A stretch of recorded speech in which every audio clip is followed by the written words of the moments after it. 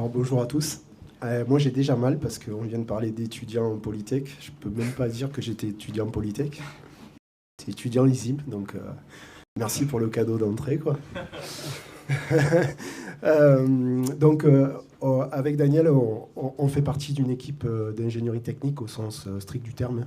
On fait partie de la direction d'ingénierie technique et on couvre en fait les domaines d'expertise autour de tout ce qui est socle Linux et voire même des socles plus anciens, les technologies IBM. On est encore en fait sur beaucoup de ressources legacy. Donc je te laisse. Ouais. Tu commences, hein? Oui. Ah, comme ça. Ouais, je vais bien. Voilà. Allez. Donc l'équipe, on est 6 personnes sur ce spectre-là, avec des profils d'expertise plutôt hétérogènes, mais globalement on se retrouve en fait sur Linux. Et vous allez voir, il y a un dev, mais j'expliquerai pourquoi il y a un dev en fait dans l'équipe. On y viendra après. Et donc le périmètre de l'équipe, tu peux avancer. Merci. C'est environ 11 000 serveurs Linux sur tout le périmètre France Travail, que ce soit des machines de prod, des machines pour la fabrication, des machines pour les plans de secours. Et donc notre outil qu'on consomme au jour le jour, c'est SUSE Manager. On est sur un périmètre Linux qui est bifilière, donc on a majoritairement du SUSE Linux et on a de l'Oracle Linux pour tout ce qui est base de données. Voilà. Donc globalement, en fait, on est sur de la bifilière, mais avec des spécificités. De la base de données, puis après tout ce qui est frontal est sur SUSE Linux. Et donc notre outil au quotidien, c'est SUSE Manager. Non, t'en es pas encore là. Eh non, j'en suis pas encore là. Très bien, très bien. Voilà. Donc qu'est-ce qu'on fait au quotidien? On fournit en fait tout ce qui est socle, on fait de l'accompagnement, l'intégration et du support de niveau 3. Voilà. Tu peux y aller. C'est vrai, t'es sûr, Ouais. hein? On y va. On n'a rien préparé, donc on n'est pas complètement synchronisé. Mais ça, c'est tous les jours, en fait. On n'est jamais synchronisé avec Daniel. C'est pas faux. C'est pas faux. Le contexte, en fait, général, Gilles et Rémi Pierre en ont déjà parlé, dans le contexte, en fait, de transformation et d'aller vers France Travail avec de nouveaux partenaires, de nouveaux utilisateurs, au final. La démarche, en fait, engagée par la DSI, c'est de se positionner en plateforme de service, ou du moins sur la partie ingénierie technique, se positionner en termes de fourniture de services. Et donc on a de la chance, en fait, notre direction nous a donné l'opportunité de développer nos propres initiatives à notre niveau. Donc on a profité, en fait, de cette opportunité-là. On s'est posé et on s'est dit, aujourd'hui, qu'est-ce qui nous consomme? Comment on travaille? Et on s'est rendu compte, en fait, qu'on passait énormément de temps sur le run. Donc, on avait des ratios de run à 70-30, donc on faisait très peu de build. On avait énormément de déperditions. Et donc, on a essayé d'identifier, en fait, un cas d'usage qui allait avoir de la valeur pour nous, mais qui allait avoir de la valeur aussi pour la DSI et nos utilisateurs finaux.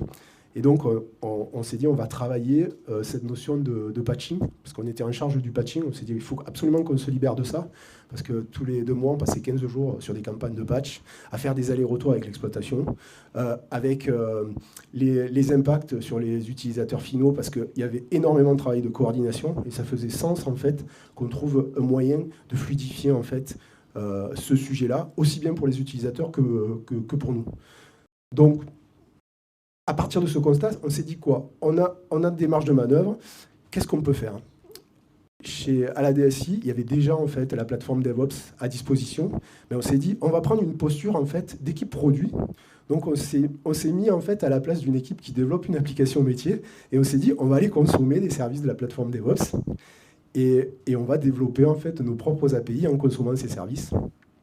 D'où l'apport, en fait, d'un développeur dans l'équipe qui est venu nous aider, en fait, à catalyser cette démarche.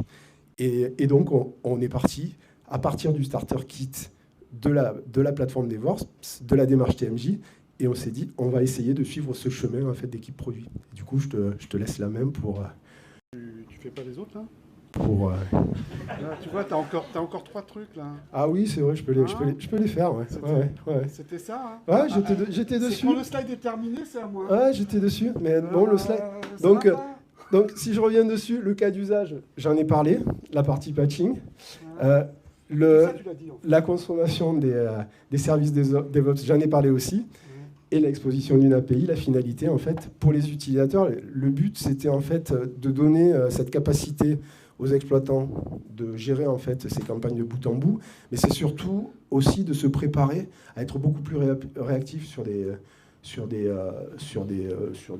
campagnes de cyber ou des choses comme ça. Donc on est parti sur ce principe-là, sachant qu'en fait, avec Daniel, on s'était exilé un temps sur les plateformes DevOps, sur la construction en fait, des services DevOps. Donc on savait à peu près où on mettait les pieds. Et on a essayé d'embarquer en fait, le reste de l'équipe sur ce sujet-là. Bon, c'est pas pratique ça, d'être clavier, ça. Je vais le poser. Vous m'entendez ou pas? Quoi? Vous m'entendez pas? Non, là vous m'entendez là? Bon, bah, je vais faire comme ça, je vais faire avec une main, ça va aider. Sinon, je t'aide. Non, m'aide pas. Non. Allez. Après, j'ai la coqueluche hein, quand je vais tousser. Ça. Ouais. Ok, on y va. Donc, là, il vous a parlé donc, du paquet cadeau lorsqu'on rentre et qu'on veut faire du DevOps chez nous. On a ce qu'on appelle un starter kit. Là? Oui? Ah ouais, ok, c'est vachement mieux. Ah oui. Alors, ouais, starter kit. Donc, on a un starter kit pour accompagner les équipes produits qui veulent développer et ça va pas. Il n'y a pas de réseau. Si? Il n'y a pas de réseau?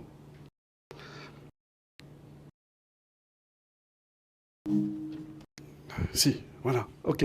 Donc, il y a un starter kit et nous, on a suivi, en fait, on s'est positionné comme une équipe produit de base, alors qu'on n'est que des systèmes, et on a suivi le starter kit K8S, puisqu'on a développé sur une plateforme K8S notre API, et on a suivi, en fait, c'est très bien foutu, tous nos docs qui ont été faits en interne par une équipe TMJ hyper efficace, et une équipe plateforme qui gère les K8S. Bon, je suis de l'équipe plateforme avant, et encore à 10%, c'est pour ça que je dis ça. Mais bon, c'était très bien, quoi. Voilà. Et donc, derrière, donc on a déployé quelque chose, l'API, et on a fait comme n'importe quelle équipe produit, c'est-à-dire qu'on déploie... Je sais pas, vous voyez pas? Non, peut-être qu'il faut que j'augmente...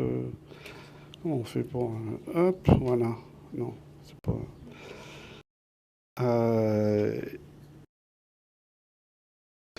Ok, bon, c'est pas grave. Vous voyez pas là? Si, vous voyez ou pas? Là, c'est déploiement dev. Donc en fait, quand on déploie notre API, on la déploie d'abord en dev. Après, on la déploie en pré-prod. Et après, on la déploie en prod. Et il y a des tests qui font que, comme dans on teste que si c'est OK, on passe à l'étape suivante. Voilà. C'est ça. À l'arrivée, on se retrouve avec... ouais, moi, j'avais prévu d'avoir le clavier. Voilà. À l'arrivée, on a déployé en fait une API qui tourne sur un des clusters, qui tourne sur les clusters Kubernetes, et on peut voir notre workload, voilà, qui tourne, et donc on a toute l'observabilité qui va avec. Donc on a fait tout ce qui est observabilité. Là, par exemple, sur Elasticsearch, on peut suivre l'activité des patchs. Est-ce que c'est utilisé, pas utilisé, à quel moment, voilà. Donc, on a tout ça à cet endroit-là, et on a des tableaux de bord. Donc là, vous voyez, c'est pas top, mais c'est normal. Je vous explique, en fait, les campagnes de patch commencent par on synchronise les sources d'install. On les met à jour. Et donc là, ce jour-là, quasiment tout le monde n'est pas à jour. Voilà. Et après, on a une date à partir de laquelle les équipes d'exploitation utilisent notre API justement pour déployer et appliquer les patchs. Donc là, on est dans une phase où forcément, il n'y a pas grand-chose de patché. Il y a des trucs qui ne sont pas patchés, donc voilà. Bon. Mais c'est normal, c'est la vie du truc. Voilà. Et voilà, l'API, là je vous le montre. Là c'est une interface sur l'API. Donc ce qu'on offre, on offre des opérations unitaires qui permettent de vérifier pour un serveur donné qu'est-ce qui existe comme patch. Donc on peut le faire là, pratique. Je vais meubler un peu le temps qu'il exécute son test. On s'est appuyé en fait sur Framework Fast API. On a développé l'API en Python. On est allé sur quelque chose d'assez simple. Et on a intégré en fait des notions d'exposition de métriques. On a développé en fait des exporteurs. Et on a développé en fait des capacités à exposer les logs dans l'API.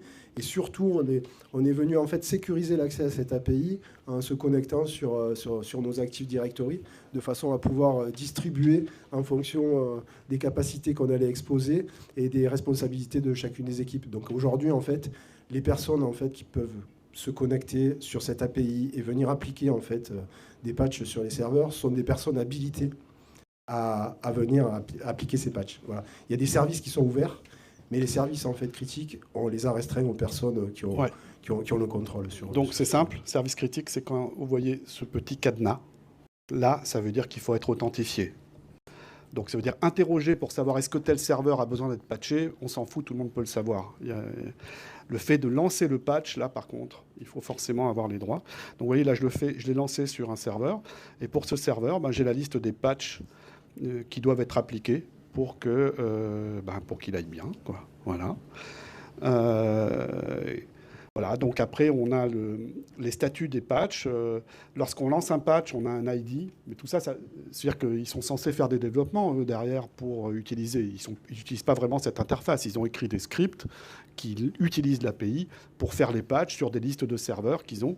Et puis voilà. Donc ça permet de lister quels sont les patchs en cours.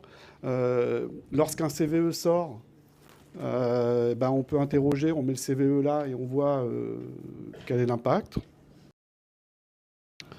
Et puis voilà, quoi. Lancer des states, ça c'est pour nous. On s'est fait des petits trucs pour nous. Voilà. Donc là, en fait, c'est un point d'entrée dans lequel nous, petit à petit, on va rajouter des services. Mais ce qui était important au départ, c'était de créer le canevas, de créer le squelette. Et maintenant, on n'a plus qu'à rajouter des services. Là, on va rajouter un service qui va permettre de gérer l'inventaire et d'offrir la capacité à n'importe quelle équipe d'aller interroger notre base d'inventaire pour savoir quels sont les serveurs qui répondent à tel et tel critère sur notre référentiel. Donc, interroger notre référentiel. Donc, ça, on va l'offrir. Voilà. Donc, tout est géré actuellement par SUSE Manager qui intègre tous les serveurs. C'est lui qui gère les sources d'install, qui gère le patch, sauf que on aurait pu ne pas écrire d'API, par exemple, et dire tout le monde a accès à SUSE Manager. Et puis, il utilise SUSE Manager pour lancer des patchs. Sauf que ce n'est pas du tout adapté. En termes de gestion des droits, en termes de granularité, si on aurait donné beaucoup trop de droits et on n'aurait pas eu de contrôle sur les actions qui pouvaient être faites. Donc, on ne pouvait pas, en fait, juste donner l'accès à SUSE Manager. Donc, c'est pour ça qu'on a fait le choix d'avoir notre portail, nos API, et on offre les actions une par une. Voilà. Oh, super, je suis plus connecté. Ça tombe bien, j'ai fini. Donc, si vous avez des questions...